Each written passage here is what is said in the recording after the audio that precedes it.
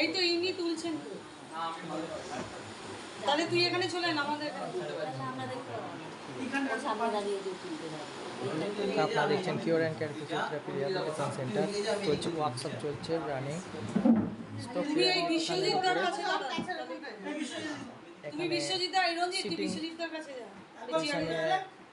উপরে পজিশনিং ঠিক করতে হয়, পজিশন কারেক্ট করতে হয়, সেটা দেখানো হচ্ছে।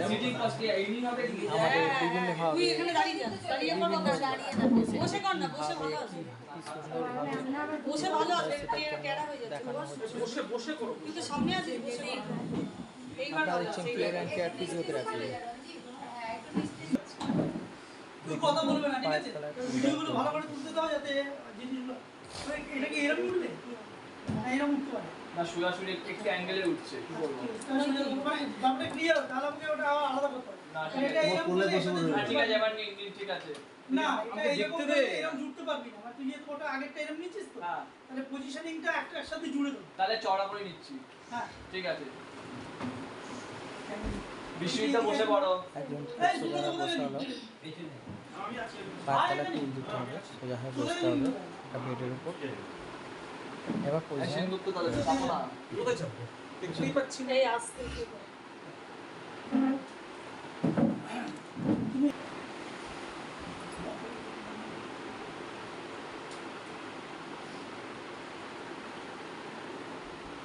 ঠিক আছে।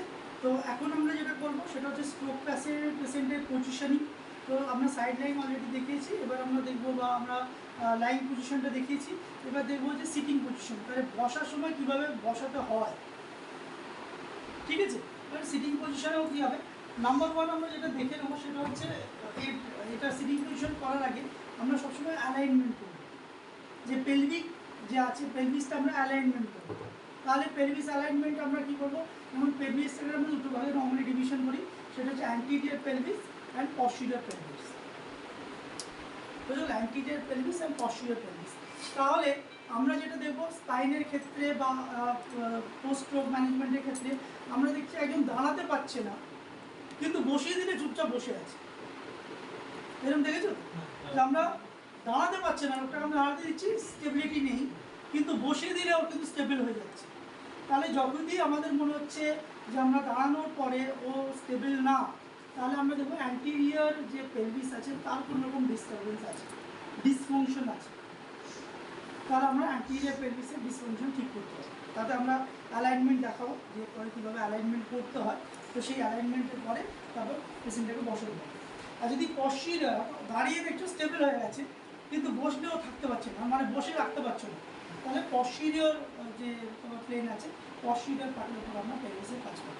ক্লিয়ার? দুটো ফার্স্ট এটা তোমার করে নিতে হবে যে পেলভিসের পজিশনিং, যে অ্যান্টিরিয়র টিল্ড আছে, পশ্চিরিয়র টিল্ড আছে, বা স্যাক্রামের কোনো তোমার ডেফিসিয়েন্সি আছে কিনা, স্যাক্রামের পিছনে লেফট অ্যান্ড রাইট আছে না রাইট অর লেফট আছে, ঠিক আছে। তো মাল্টি অ্যাক্সিসে ওখানেও প্রবলেমগুলো থাকে, তো সেগুলো আমরা একবার টেস্ট করে নেবো, টেস্ট করে নেওয়ার পর তারপর বসবো, তবে সিটিং পজিশনে নিয়ে আসবো, ঠিক আছে। এবার এর সাথে সাথে আমরা যেটা কী করবো, একটা পিলো, একটু উঁচু পিলো আমরা নিয়ে হাতের এখানে এরকম উঁচু পিলো হয় বা এরকম পিলো ওয়েল অ্যান্ড গুড সব জায়গায় পাওয়া যায় না, এরকম পিলো দিয়ে আমরা এটাকে সেট করতে পারি। তাহলে এটা আছে, হাত দুটোকে এরকম আমরা, ঠিক আছে। তাহলে এরকমভাবে রেখে দিলাম, একটু উঁচু পিলো রেখে দেবো বা বালিশ দিয়েও আমরা রেখে দিতে পারি। এটা হচ্ছে হাতের পজিশন। এবার শুধু এই হাতের পজিশনটা ঠিক করলেই হলো না, আমার এই যে গ্যাপটা আছে এই গ্যাপটাও কিন্তু একটা বড় ব্যাপার, ঠিক আছে। তাহলে এই গ্যাপটা আমরা কীভাবে ছোটো ছোটো যে জিনিসগুলো রাখবো, তাহলে এইরকম আমরা টাওয়াল বা কোনো কিছু রাখবো, রেখে এইখানটায় আমরা সাপোর্ট দেবো, তাহলে এইখান থেকে এই সাপোর্ট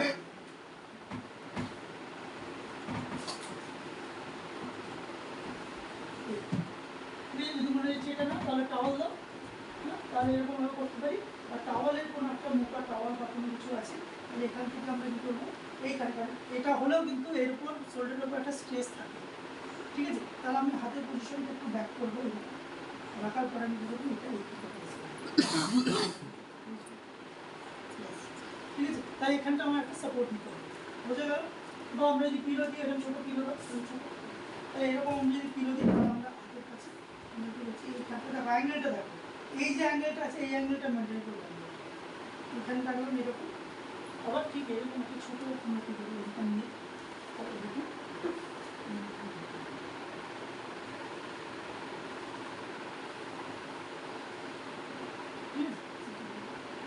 ঠিক আছে। তাহলে এটা দুটিতে হয়ে গেল।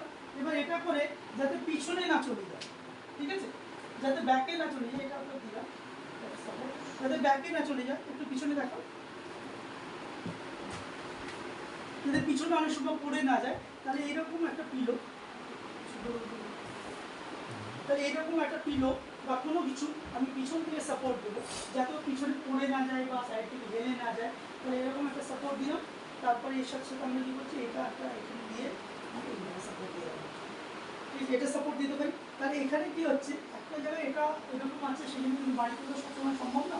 তাহলে এখানে আমরা সাপোর্ট দিতে পারি, আর পাশে আমরা কিছু করে এরকম টাওয়াল আর একটা টাওয়াল দিচ্ছি, তাহলে সাইড থেকে যাতে পড়ে না যায় সেই জন্য আমরা কী করবো, এইরকম নিচে একটু দেখা এইখানে নিচে আমরা একটু এখানটা নিতে দিই, এখানটা একটু আমরা দিয়ে দিলাম, ঠিক আছে।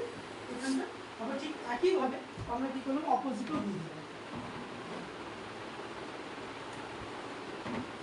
ক্লিয়ার? ঠিক আছে। তাহলে এইভাবে আমাদের কি হচ্ছে, আমরা স্টেবল করলাম, স্পাইনটাকে স্টেবল করলাম, স্পাইনটাকে স্টেবল করলাম, ঠিক আছে। স্পাইনটাকে স্টেবল করার সাথে সাথে কী করো, হাতের পজিশনিংটা করলাম। ক্লিয়ার? এবার শুধু হাতের পজিশনিং আমার করলে ঠিক হবে না, এর সাথে সাথে কী করতে হবে, আমাকে পায়ের পজিশনিং ঠিক করতে হবে, যাতে পাটাও তো স্টেবিলিটি রাখবে, ঠিক আছে। তার জন্য কী করবো, আমরা পায়ের পজিশনে এরকম করে রাখবো, এরকমভাবে দিয়ে রাখবো যাতে পা দুটো এখানে চলে আসে। হ্যাঁ, এর সাথে সাথে আরেকটা কী করো, যাতে অ্যাডাকশন, অনেক সময় অ্যাডাকশন দেখবে আরেকটা মাসেল হাইপার অ্যাক্টিভ হয়ে যায় বা তার অ্যাডাকশন হয়ে যায়। তো অ্যাডাকশনে আমরা যেটা করবো,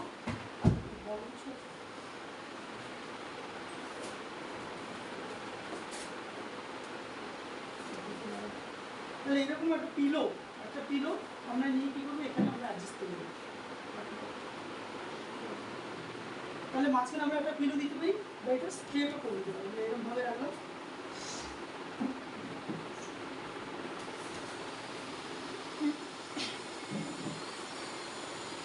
এরকমভাবে রাখলাম। তাহলে আমার দেখো একটা সিটিং পজিশন, তাহলে একটা স্ট্রোক পেশেন্টকে আমার বা আমাদের পোস্ট সার্জারি অনেক সময় আমরা পেশেন্ট পাবে, তাহলে এটা হচ্ছে মানে অরিজিনাল পজিশনিং টেকনিক, যে একটা পেশেন্টকে প্রিপেয়ার কীভাবে করবে, ঠিক আছে। যে বাড়িতে বসা বাকি সারাদিনই তুমি শুয়ে রেখে দিয়ে চলে আসো, তাহলে শুয়ে দিয়ে থাকলে কী হবে, আমাদের যে ফিজিক মাসেলসগুলো আছে বা পশ্চারাল মাসেলসগুলো আছে ডে বাই ডে কিন্তু নষ্ট হতে থাকে, কোনো অ্যাক্টিভিটিস থাকে না, ঠিক আছে। হ্যাঁ, তার সাথে ব্রেনের যে পজিশনগুলো আছে, ব্রেন যে রিকভারিও করবে, রিকভারিও একটা সময় লাগবে, ঠিক আছে। তো তাদেরকে আছে আমরা যদি এই পজিশনটা করে থাকি, তাহলে আমরা লাইভ পজিশন অলরেডি দেখালাম, তার সাথে সিটিং পজিশন দেখালাম। এই পজিশনে তুমি কী করে একটা পেশেন্টকে রাখবে, যাতে কিনা এটা একদম ফার্স্ট স্টেজ, প্রথম তোমাকে একটা ইনিশিয়াল স্টেজ যেটা থেকে তোমার করতে হবে, যাতে পেশেন্টের স্টেবিলিটিও আসবে।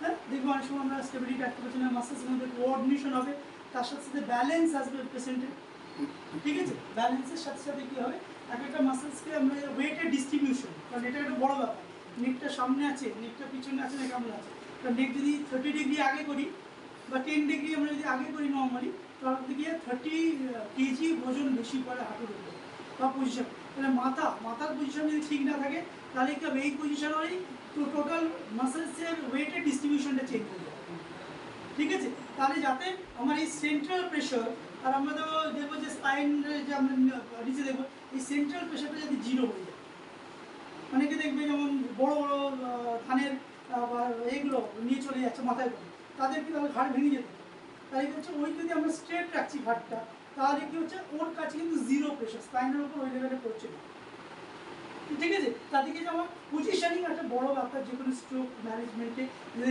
মানে তুমি সঠিক পজিশনিং করো, তাহলে কিন্তু তুমি অ্যামেজিং রেজাল্ট পাবে। ওকে, তাহলে এইভাবে তোমরা কী করবে, একটা পেশেন্টের সঠিক রাইট পজিশনিং করবে for post patient. Okay, thank you.